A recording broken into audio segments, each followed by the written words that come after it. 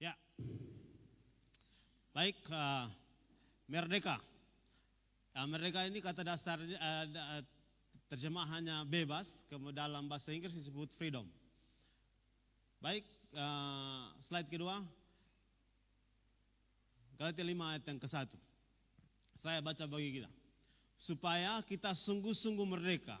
Kristus telah memerdekakan kita. Karena itu berdirilah teguh dan jangan mau lagi dikenakan kuk perhambaan. Saya ulangi, supaya kita sungguh-sungguh merdeka, Kristus telah memerdekakan kita. Karena itu berdirilah teguh dan jangan mau dikenakan kuk perhambaan. Ada 3 bagian yang saya mau bagikan yang berhubungan dengan merdeka, dengan dasar kebenaran dalam kitab Galatia pasal 5 ayat yang ke-1 ini, yaitu kemerdekaan itu perlu diproklamasikan. Kemudian yang kedua, kemerdekaan itu perlu dipertahankan. Dan yang ketiga, kemerdekaan itu perlu dirawat, perlu dipelihara. Slide berikut. Ya. Kalau kita belajar sejarah, maka ada kata de facto dan de jure. De facto itu adalah kenyataan dan de jure itu secara hukum dan juga perlu pengakuan. Jadi kalau kita lihat di slide berikut, saya menulis tentang de facto dan de jure. Indonesia itu secara fakta merdeka proklamasinya 17 Agustus 1945. Secara de jure, hukum tertulis setelah proklamasi kemerdekaan, maka harus ada hukum tertulis. Harus ada hukum tertulis dari satu bangsa yang merdeka. Hari itu tanggal 18 Agustus 45 itu dibuatlah undang-undang yang menjadi dasar dari bangsa Indonesia. Dan dimulai dengan pembukaan, sedangkan batang tubuh undang-undang belum disusun. Yang dijadikan sebagai de jure yaitu pembukaan undang-undang. Karena itu kenapa di dalam acara-acara kenegaraan pembukaan undang-undang itu harus disebutkan, harus diucapkan, harus dibacakan karena ini. Karena de jure pemerintah Indonesia itu sah pada tanggal 18 Agustus. Sedangkan sebagai proklamasi Indonesia merdeka itu tanggal 1745.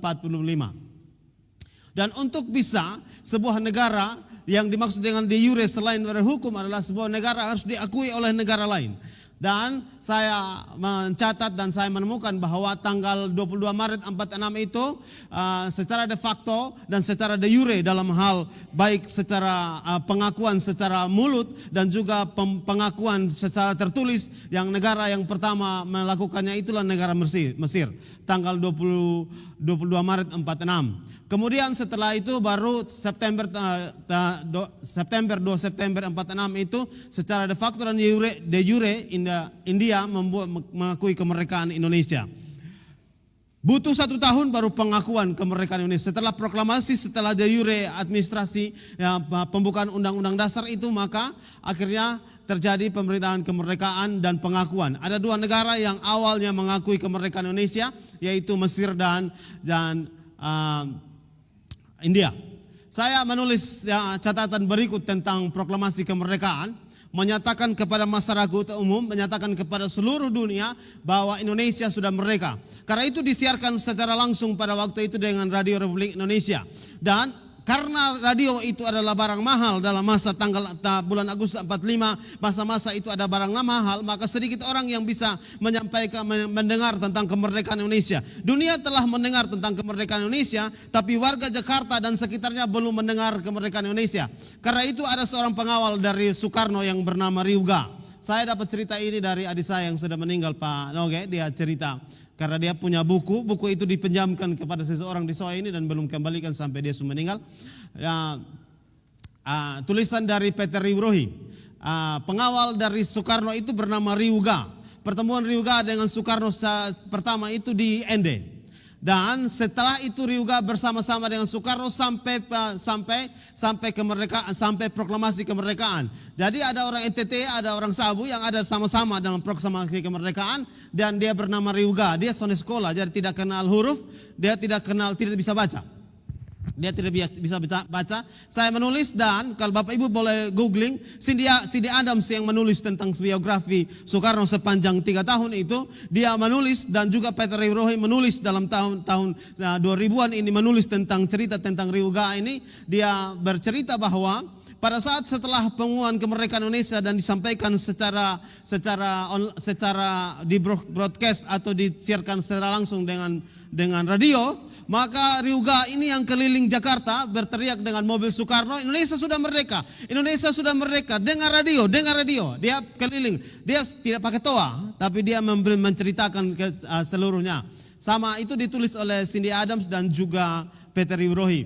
Peter Roy adalah penulis sejarah Indonesia dan juga NTT. Banyak tulisan-tulisan yang sangat memberkati dan mengetahui tentang masa-masa lalu, masa sejarah Indonesia. Nah, untuk supaya warga Jakarta tahu, maka harus diperdengarkan, harus disampaikan, harus diteriakan, harus diproklamasikan, harus diceritakan tentang kemerdekaan Indonesia.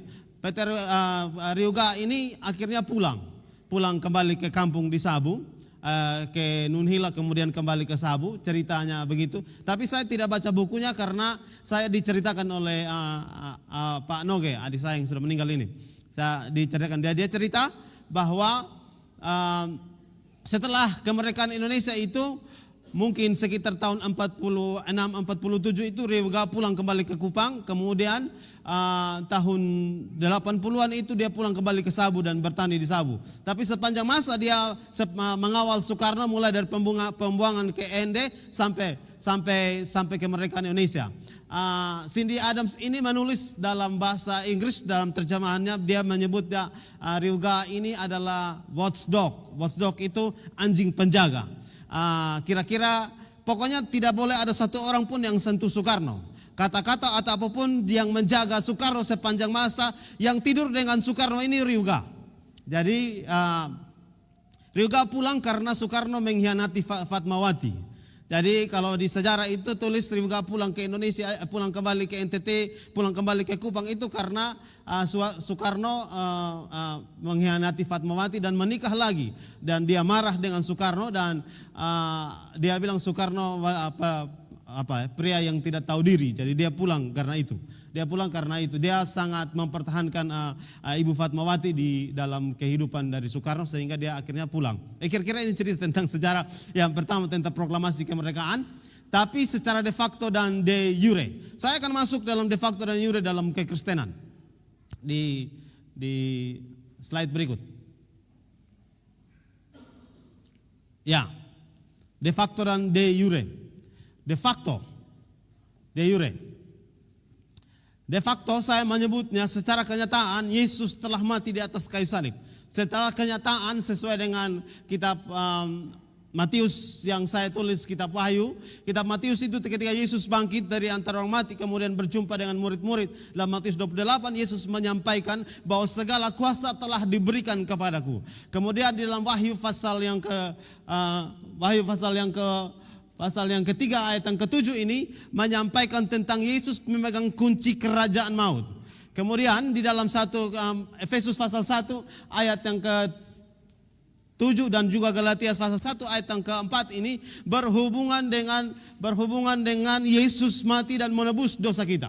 Secara de facto, secara kenyataan Yesus telah mati untuk manusia. Secara kenyataan bahwa Yesus telah mengizinkan diri dikorbankan di atas kayu salib, disembelih sebagai manusia, disembelih untuk dipersembahkan bagi kemuliaan Allah untuk penebusan dosa manusia. Ada 4 ayat yang saya mendasarinya. Secara kenyataan seperti itu dan memang seperti itu. Lalu secara de jure dalam kehidupan orang kepercaya, maka orang percaya harus mengambil keputusan. Kalau dalam kitab Yohanes pasal 3 ayat yang ke-16, karena begitu besar kasih Allah akan dunia ini sehingga ia mengaruniakan anak yang tunggal, supaya barang siapa yang percaya, dimulai dari kata percaya, ini de jure, supaya barang siapa yang mengakui, ini yang disebut dengan de jure. Saya membuat de facto dan de jure ini seperti menjelaskan tentang Indonesia, maka saya masuk yang berhubungan dengan dalam kekristenan. Secara de facto Yesus telah mati di atas kayu salib. Tetapi pengorbanan Tuhan Yesus itu butuh respon, butuh jeyure, butuh respon dari manusia. Karena itu dalam Yohanes pasal 1 ayat yang ke-12, barang siapa yang menerimanya diberi kuasa untuk menjadi anak-anak Allah. Dimulai dari Yohanes pasal 3 ayat 16 yang berhubungan dengan percaya.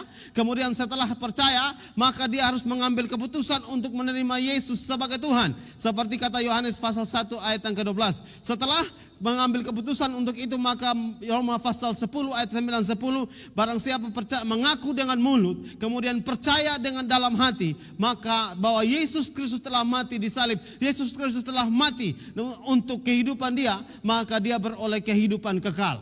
Ini yang disebut dengan de jure, fakta atau de jure atau pengakuan dari kita. Dan bagian yang ketiga yang berhubungan dengan de jure yang saya bagikan bagi kita pagi ini, yaitu tentang bertobat. Kita pasti tahu tentang pertobatan. Silakan di slide berikut.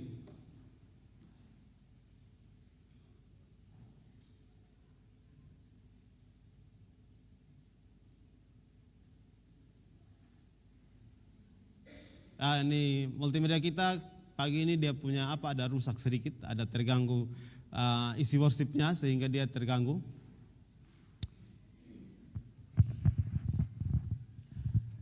Isi worship diblokir. Lanjut. Saya sudah selesai itu, lanjut. Ya.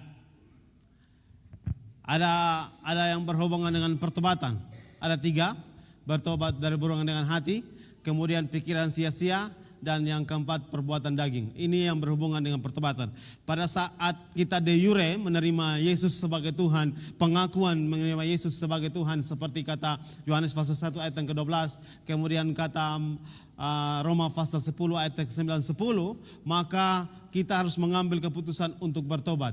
Dan bertobat yang disampaikan oleh Alkitab dan saya sudah sampaikan minggu-minggu sebelumnya, yaitu berhubungan dengan 3 hal ini, yaitu berhubungan dengan hati yang pahit, kemudian pikiran yang sia-sia, dan juga perbuatan daging. Selanjutnya saya sampaikan slide yang berikut. Sudah, teruskan. Ya, tadi saya sudah mulai dari awal. Harus berjuang, untuk kemerdekaan itu berhubungan dengan yang pertama proklamasi, yang kedua mempertahankan proklamasi kemerdekaan, dan yang ketiga itu harus merawat atau memelihara kemerdekaan. Yang kembali dulu. Ya, memperjuangkan dan mempertahankan kemerdekaan. Ya, yang ini, Bapak Ibu sekalian, ya Matius pasal 10 ayat yang ke-16, dia bolak-balik ini. Matius pasal 10 ayat yang ke-16, Tuhan bilang begini, kita akan diutus seperti domba di tengah serigala.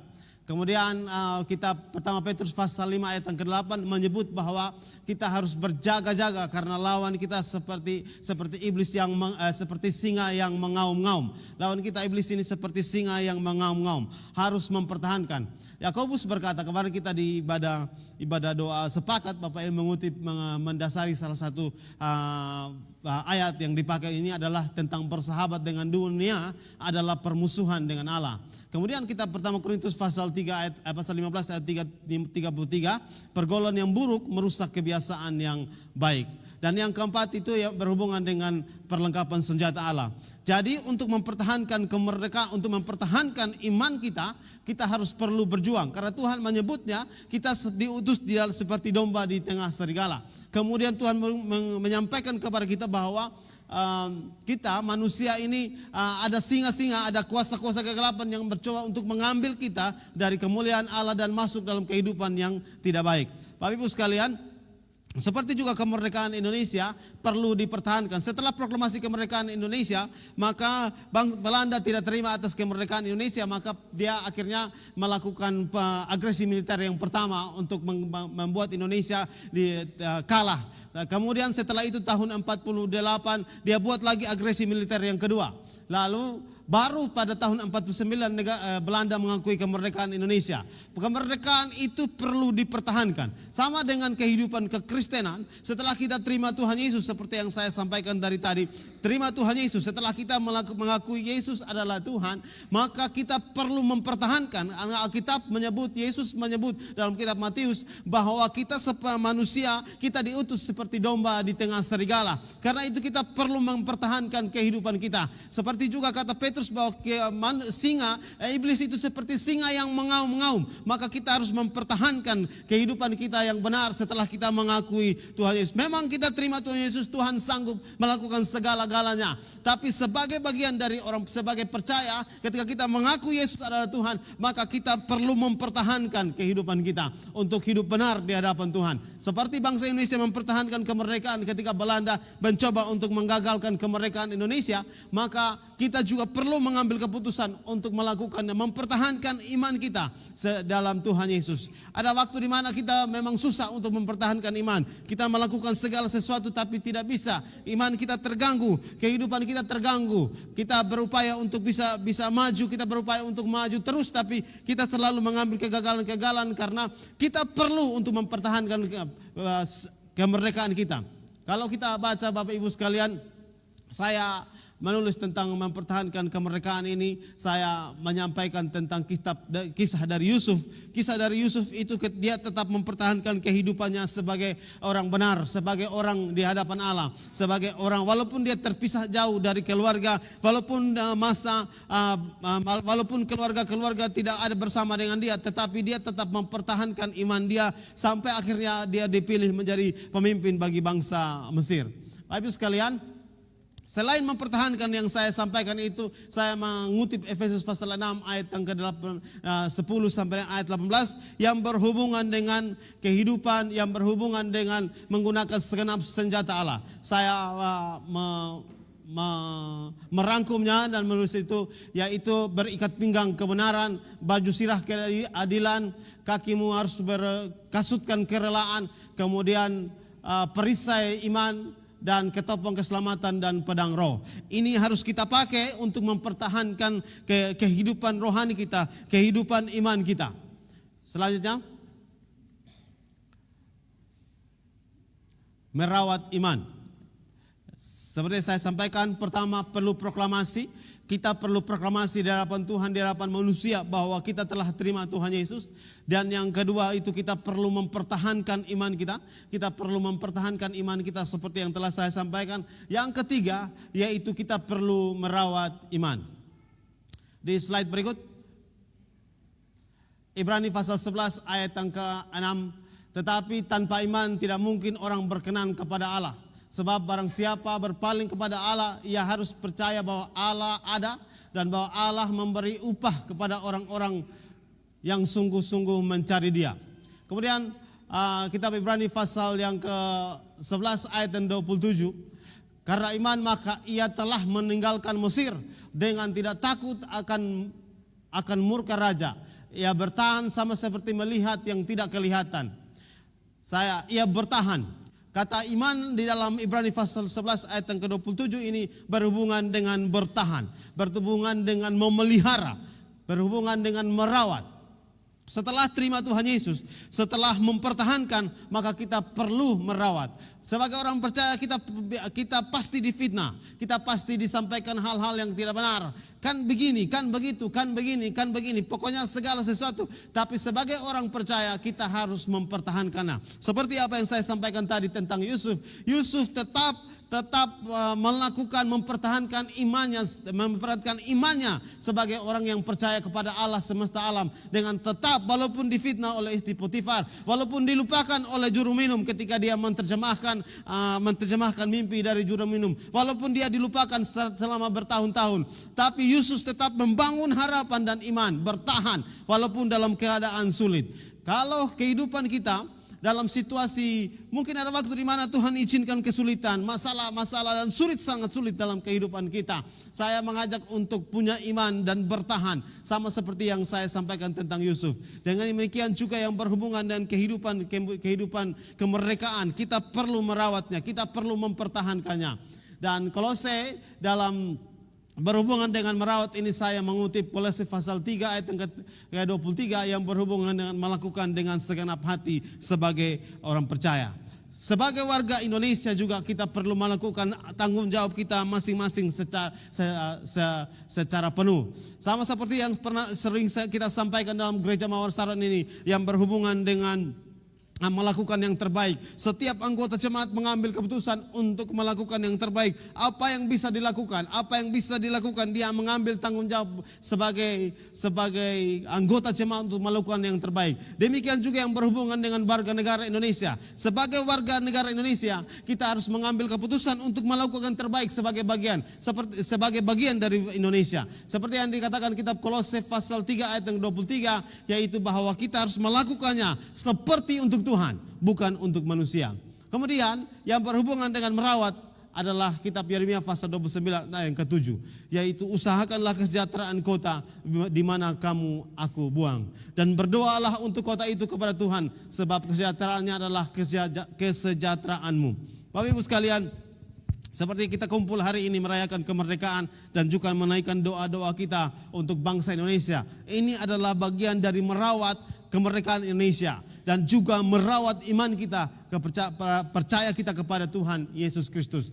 Kita telah membangun tradisi tentang ibadah doa bagi bangsa sekitar tahun 2021-2022 ketika saya menghadiri ibadah doa bagi bangsa di GBI di Kupang, di GBI sekarang menyebutnya VLC. Saya lalu pulang dan mengadopsi dan menyampaikan kepada Opa, dan Opa akhirnya menyetujui. Hari itu kita doa pertama dan yang memimpin doa itu Bapak Eli dengan siapa-siapa, tapi saya ingat Bapak Eli yang memimpin doa pertama. Karena kita memulai tradisi tentang doa bagi bangsa sehubungan dengan merawat kemerdekaan Indonesia dan tanggung jawab kita sebagai warga Indonesia. Selain kita melakukan tanggung jawab sebagai warga dengan sepenuh hati seperti untuk Tuhan, maka tanggung jawab yang lain yang perlu kita lakukan adalah berdoa bagi bangsa dan negara kita. Hari ini kita ibadat untuk melakukan itu, menaikkan doa bagi bangsa kita supaya bangsa kita ini diselamatkan oleh Tuhan, supaya bangsa ini boleh pulih kembali, boleh pulih dan bergerak lebih cepat menuju pencapaian cita-cita kemerdekaan Indonesia seperti apa yang ada di dalam bab alinea keempat dari pembukaan Undang-Undang Dasar Negara Republik Indonesia.